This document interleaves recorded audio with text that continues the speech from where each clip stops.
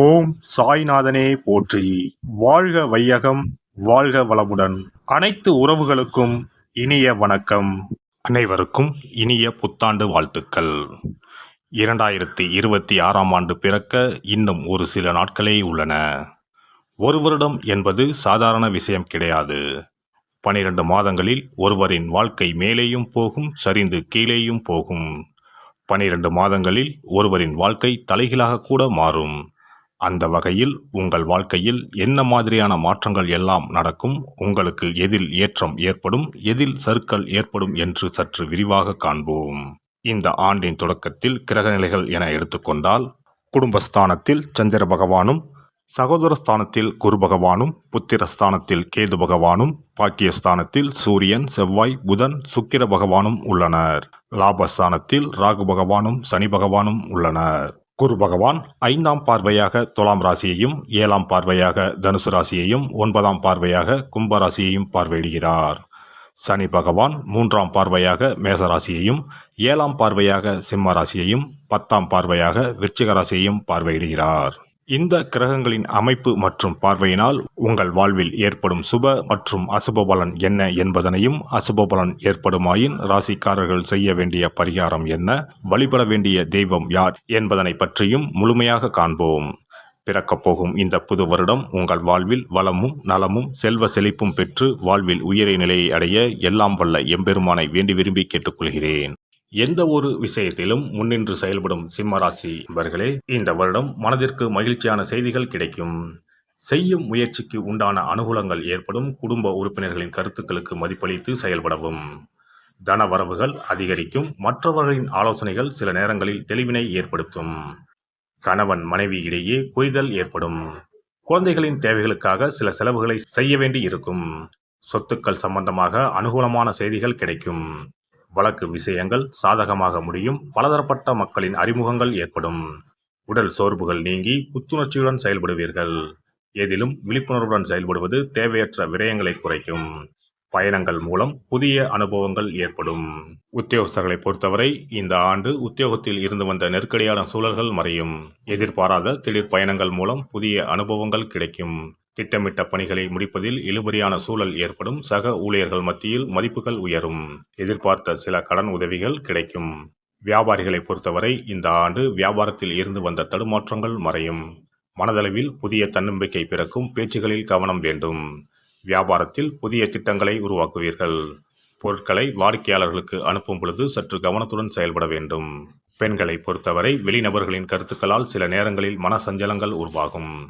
குழந்தைகளிடத்தில் விட்டு கொடுத்து செயல்படவும். பூர்வீக சொத்துக்களால் சில விரயங்கள் உண்டாகும். விலை உயர்ந்த பொருட்களின் சேர்க்கை குறித்த எண்ணங்கள் அதிகரிக்கும்.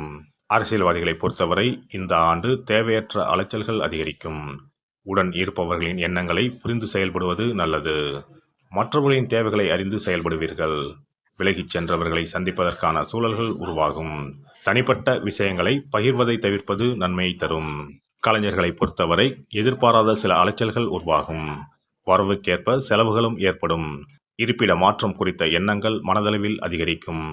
விமர்சன கருத்துக்கள் அவ்வப்போது தோன்றி மறையும். சக கலைஞர்களிடத்தில் விவேகத்தை கையாள்வது நன்மையை தரும். மாணவர்களை பொறுத்தவரை இந்த ஆண்டு கல்வியில் இருந்து வந்த ஆர்வமின்மை குறையும். மனதில் புதிய தேடல்கள் பிறக்கும். விளையாட்டுகளில் திறமைகளை வெளிப்படுத்துவீர்கள். நண்பர்களிடத்தில் ஆடம்பரமான பேச்சுக்களை தவிர்க்கவும். உடல் ஆரோக்கிய பிரச்சனைகள் குறையும். மனதளவில் புதிய நம்பிக்கை பிறக்கும். இந்த வருட கிரக அமைப்புகள் அடிப்படையில் சிம்மராசி அன்பர்களுக்கு மனதளவில் இருந்து வந்த கவலைகள் விலகும். எதிர்பாராத சில பணவரவுகள் உருவாகும். குலதெய்வத்திற்கு தீபம் ஏற்றி வழிபட மனதளவில் இருந்து வந்த சஞ்சலங்கள் நீங்கி செல்வமும் மகிழ்ச்சியும் பெருகும். சிறப்பு தொகுப்பு. புத்தாண்டு அன்று செல்வம் பெருக நாம் என்ன செய்ய வேண்டும் என்பதனை பற்றி காண்போம். புத்தாண்டு அன்று நாம் சில விஷயங்களை செய்வதன் மூலம் வீட்டில் செல்வ செழிப்பும் அதிர்ஷ்டமும் மகாலட்சுமி கடாட்சமும் உண்டாகும். ஆகையால் புத்தாண்டு அன்று அதிர்ஷ்டம் தரக்கூடிய வகையில் சில விஷயங்களை கட்டாயம் செய்ய வேண்டும். இன்னும் சில நாட்களில் 2026ஆம் ஆண்டு பிறக்கப் போகிறது. அதாவது ஜனவரி 1/1/2026 அன்று கோவிலுக்கு செல்வது, தானம் செய்வது, புது ஆடை அணிவது மற்றும் வீட்டிற்கு தேவையான பொருட்களை வாங்குவது என பலவற்றை செய்வதன் மூலம் நற்பலன்களை பெற முடியும். பொதுவாக பெரும்பாலான வீடுகளில் எதிர்மறையான எண்ணங்கள் எப்போதும் இருந்து கொண்டே இருக்கும். இதனால் வீட்டில் அதிர்ஷ்டம் என்பதே இருக்காது. முக்கியமாக குடும்பத்தில் மகிழ்ச்சி என்பதே இருக்காது. இவை அனைத்திற்கும் தீர்வு கடவுள் வழிபாடு ஒன்றே ஆகும். கடவுளுக்கு உரிய பொருட்களை வாங்கி வழிபடுவதன் மூலம் வீட்டில் நேர்மறை ஆற்றல் பெருகி குடும்பத்தில் மகிழ்ச்சியும் செல்வ செழிப்பும் உண்டாகும். புத்தாண்டு அன்று வாங்க வேண்டிய 3 முக்கியமான பொருள்: துளசி இலை, ஏலக்காய், கல்உப்பு. துளசி இலை, ஏலக்காய், கல்உப்பு ஆகிய 3ம் மகாலட்சுமியின் அம்சம். ஆகையால் வருடத்தின் முதல் நாள் அன்று மேற்கூறிய 3 பொருட்களை வாங்குவதன் மூலம் வீட்டில் செல்வ செழிப்பு உண்டாகும். துளசி இலையை வாங்கி வந்து பூஜை அறையில் பெருமாளுக்கும் ஆண்டாளுக்கும் வைத்து வழிபட வேண்டும். அடுத்து ஏலக்காய் வாங்கி வந்து பூஜை அறையில் விளக்கின் அருகில் வைத்து வழிபட வேண்டும். செல்வ செழிப்பு உண்டாக்குவதில் கல்உப்பு முக்கியமான பொருளாகும்.